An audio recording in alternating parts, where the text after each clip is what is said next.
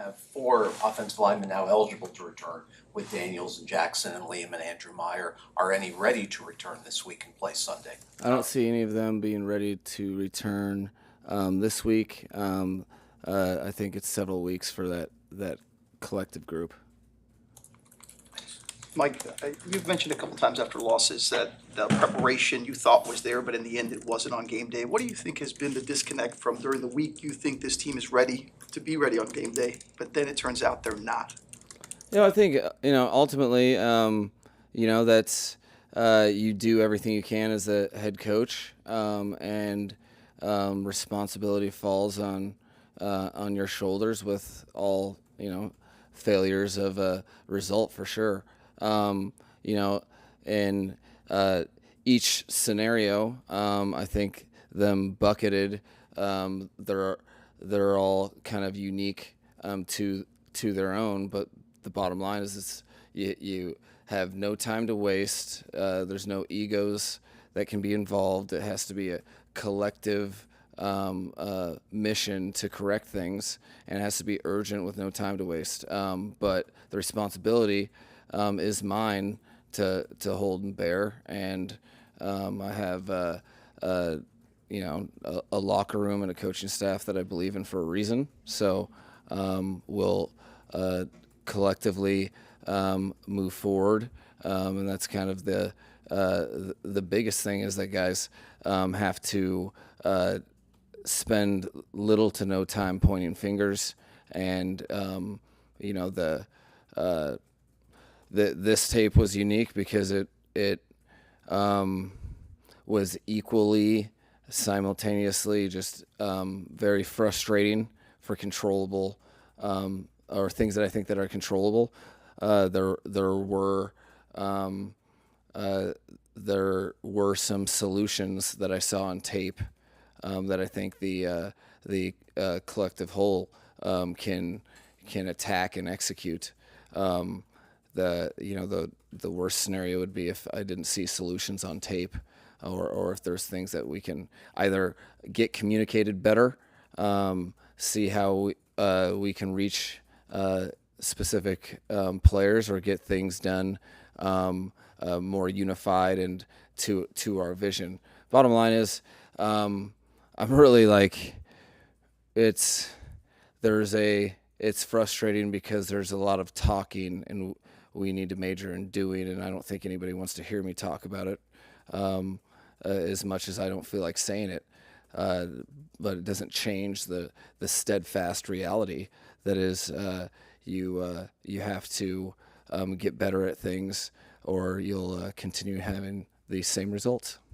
Mike, did you talk to Steve Ross after the game, and can you share anything about the nature of that conversation? Yeah, he was really frustrated at the,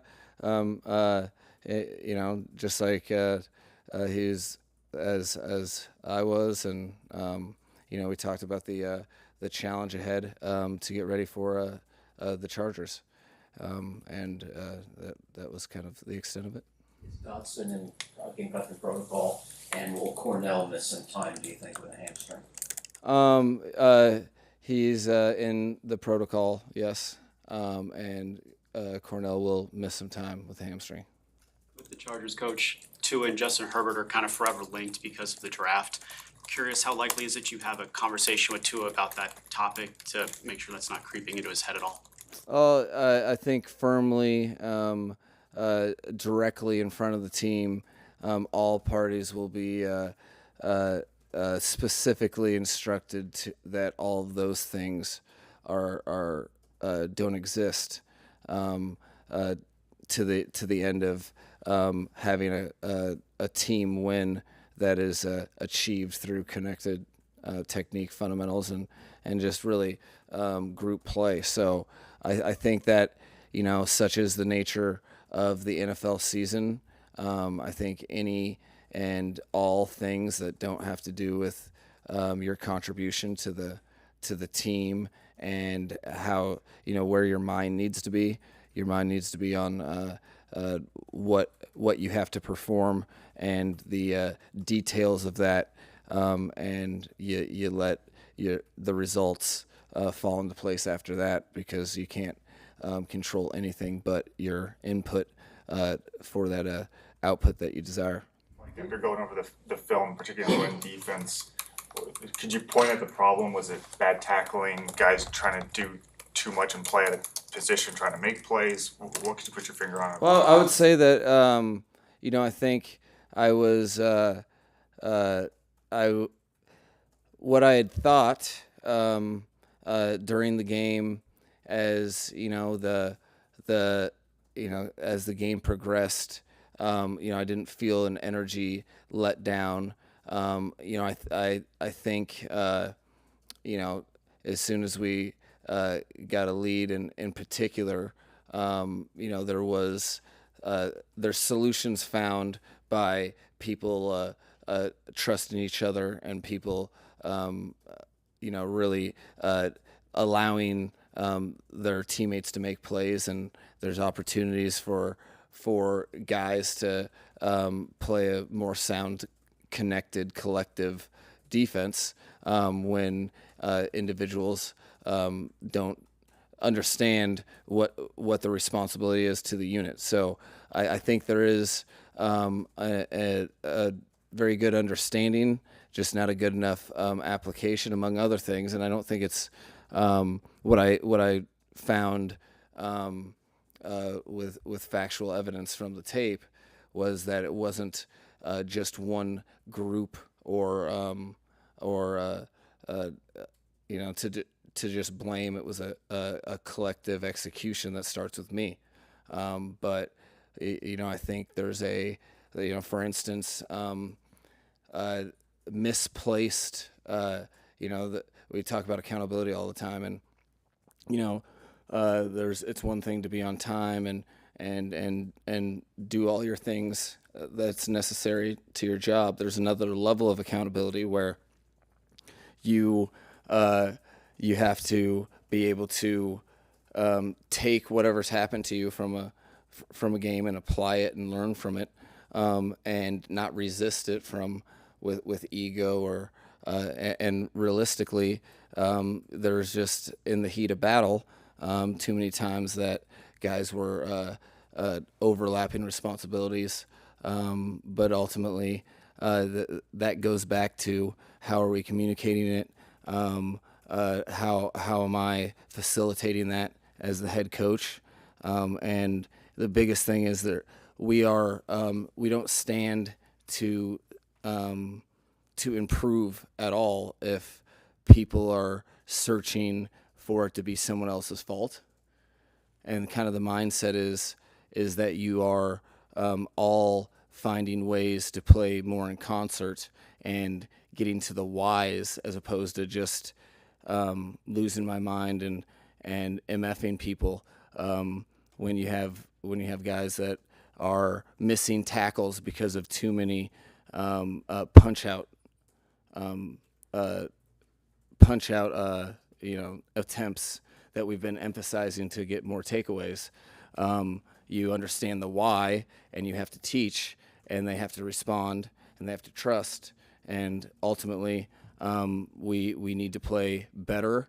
And I think a direct, motionless, cold, factual look like we took like we did today as a team is the only way that things improve. And to pinpoint any specific group would be doing an injustice to team defense that does display itself. We just need it more, and we'll continue to work at that.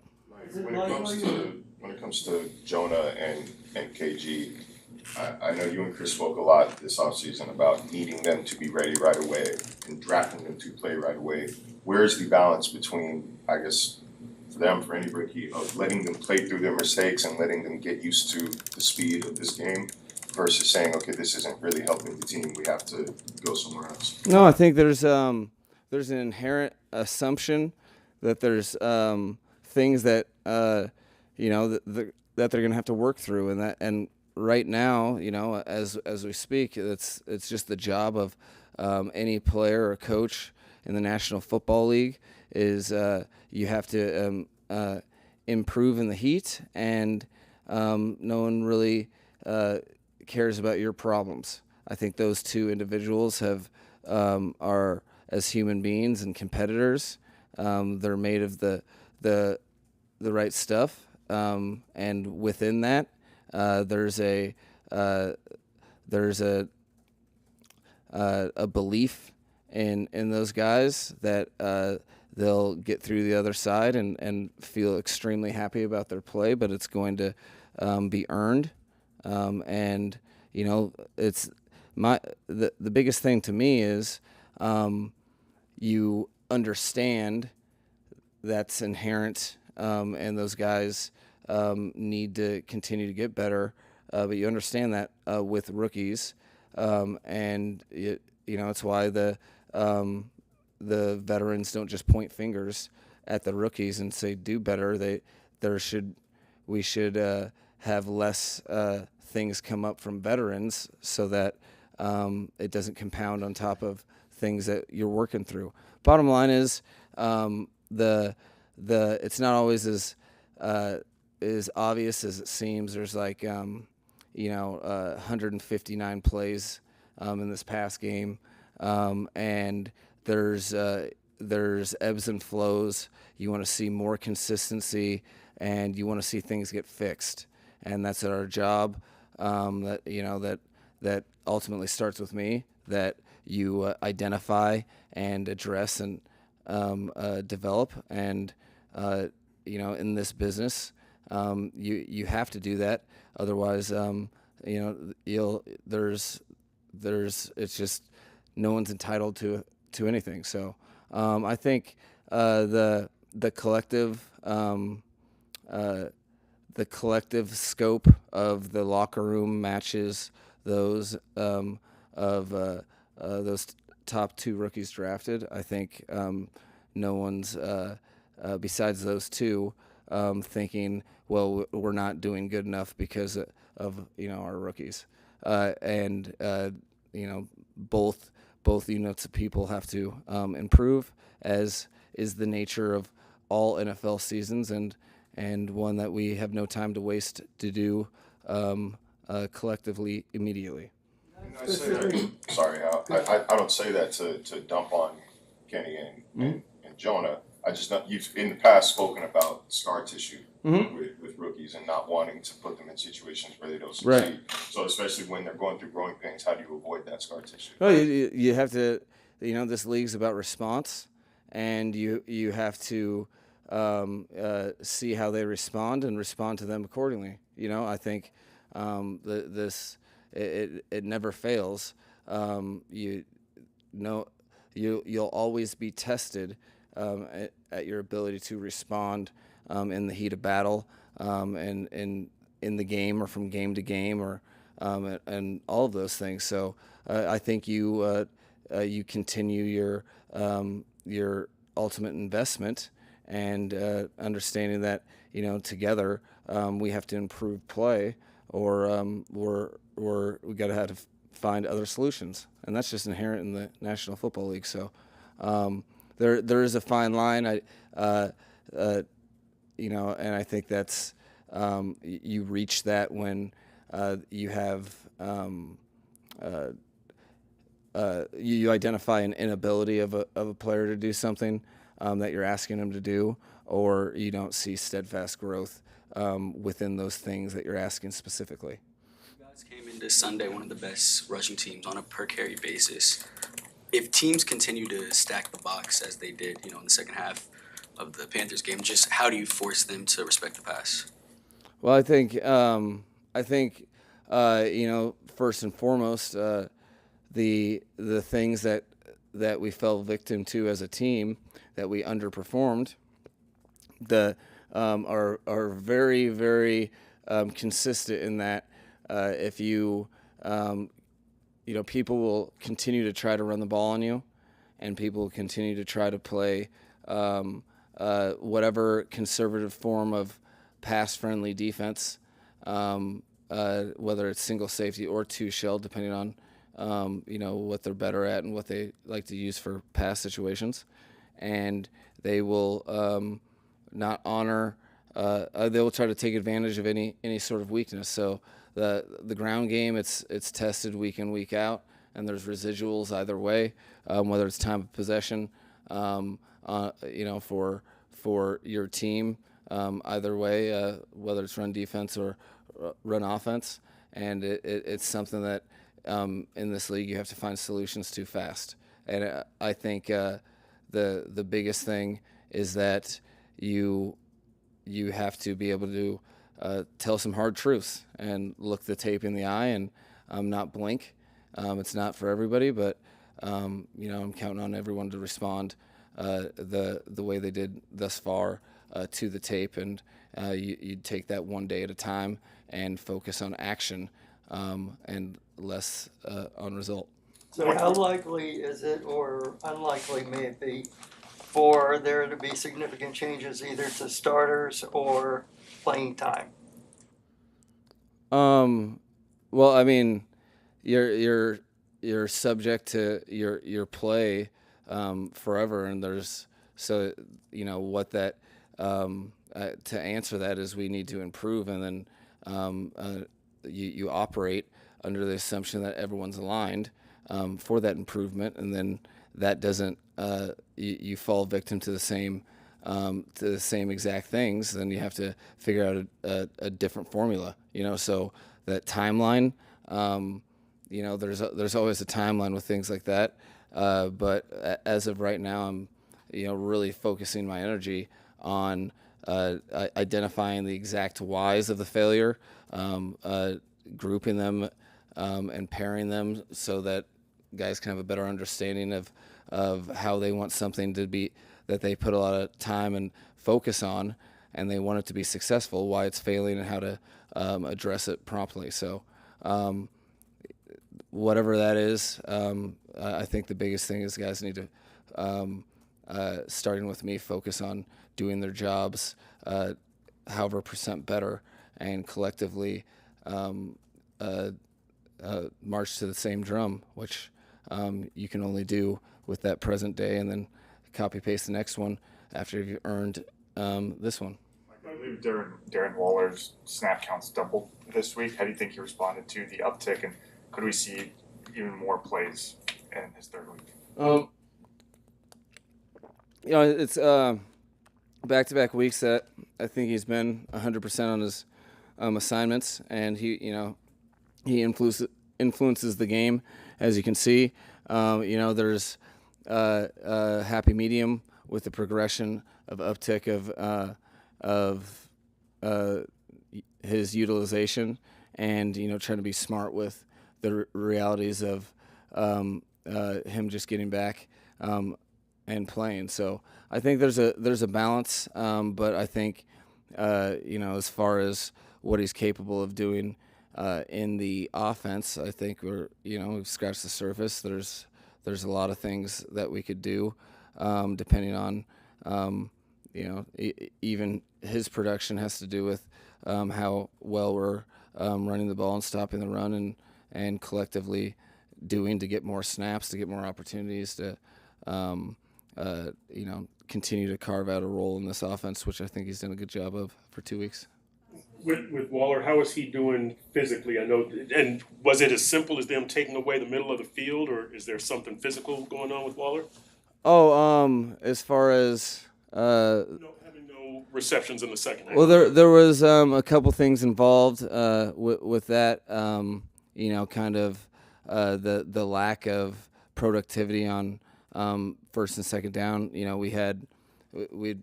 We'd been an offense that doesn't go. I don't know what the statistics are, but we were always pretty good at avoiding 3 and outs, and we had 4 of them, I think. And that kind of disturbed his flow on first and second down, gave us 1 shot versus 1 coverage on third down, and we didn't execute. So there's several things involved. They kind of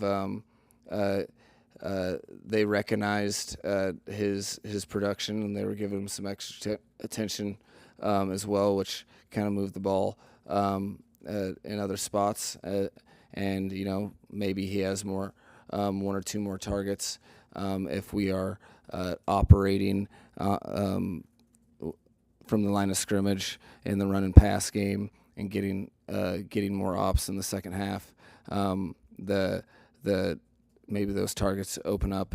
Who knows? But it was kind of just the complexion of the game, plus a couple caveats that they threw at us that changed his target ratio. And he's okay physically though? Yeah, as I've been updated last night, there's nothing of significance beyond the ones that we've already discussed. But I'll find out more today. Cool. Thanks, Mike. All right.